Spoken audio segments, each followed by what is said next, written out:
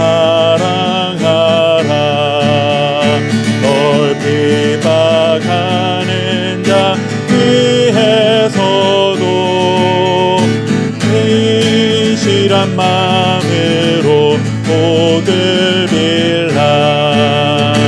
주께서 우리에게 명하시니 그 명령 따라서 살아가니 나 항상 주님을 멀리하고 형제를 사랑하지 못하였다.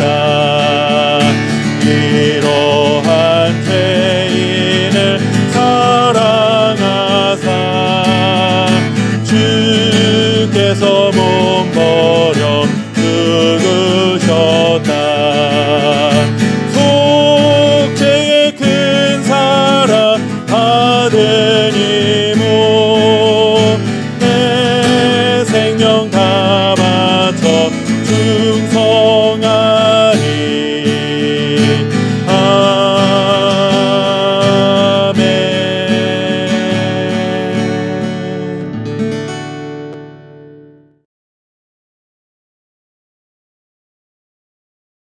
요한이 예수께 여짜오되 선생님, 우리를 따르지 않는 어떤 자가 주의 이름으로 귀신을 내쫓는 것을 우리가 보고 우리를 따르지 아니하므로 금하였나이다.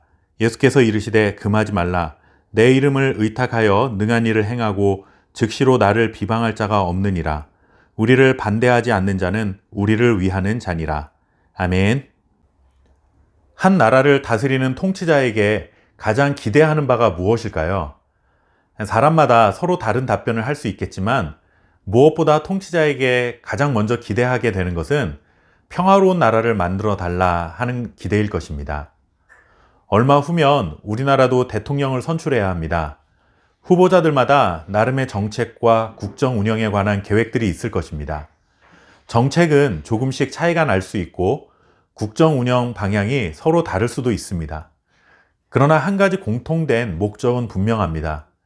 자신이 대통령을 하는 동안 국민들이 행복할 수 있도록 평화로운 나라를 만들겠다 하는 것입니다. 어느 누구도 지도자가 되기를 원하면서 나는 나와 관련된 특정한 집단의 이익만을 위해 노력할 것이고 나를 반대하는 자들은 철저하게 불이익을 당하도록 차별해서 갈등하는 나라, 분열하는 나라를 만들어 보겠다 하는 사람은 없습니다. 어느 누구나 갈등보다는 화합을, 다툼보다는 평화를, 그리고 분열보다는 한 뜻이 되는 것을 좋아합니다. 그런데 실상은 우리의 기대와 달리 대부분 갈등하고 다툼이 일어나고 분열하게 됩니다. 이렇게 아무도 원하지 않는 방향으로 가게 되는 가장 큰 원인은 바로 시기심 때문입니다. 사실 우리들의 마음속에는 정도의 차이가 있기는 하겠지만 시기심이 전혀 없다라고 말할 수 있는 사람은 없을 것입니다. 시기심이란 남이 잘 되는 것을 미워하고 샘내는 마음입니다.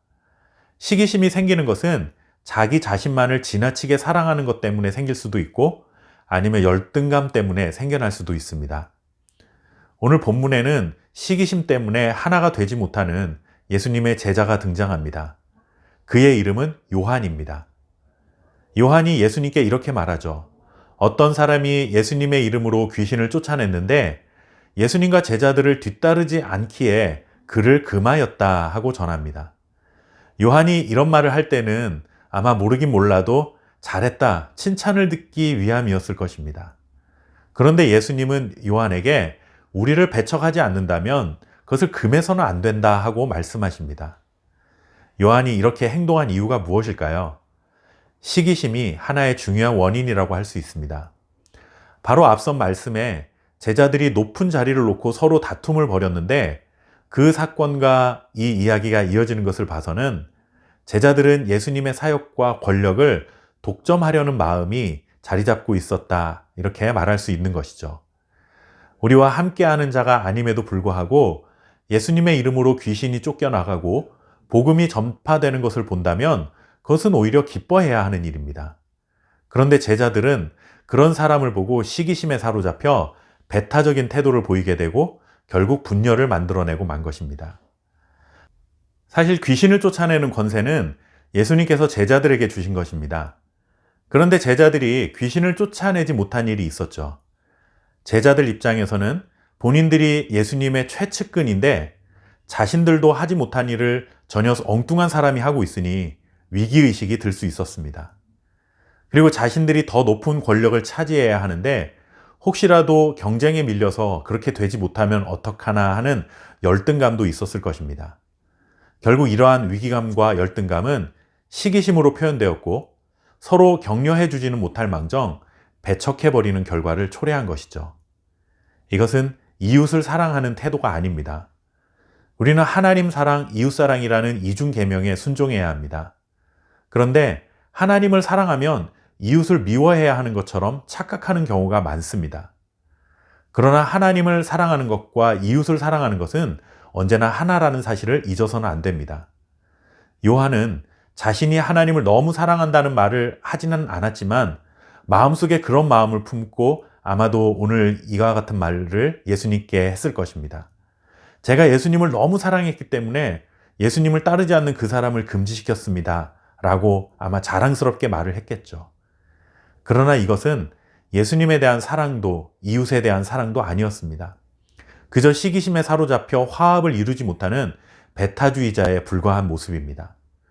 어느 교회에 다니느냐, 어느 교단에 속해 있느냐, 어느 지역에 사느냐, 이런 것 때문에 서로 배타적인 생각을 가져서는 안 됩니다. 넓은 하나님 나라를 나의 울타리에 가둬서는 안 되고 하나님의 광대하심을 우리의 생각으로 제한해서도 안 되는 것입니다.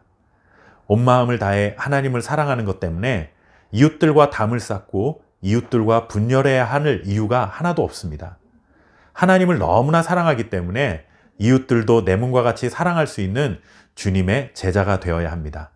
올 한 해 저와 여러분이 하나님을 사랑하고 이웃을 사랑하는 멋진 주님의 제자로 살아갈 수 있기를 바랍니다. 감사합니다.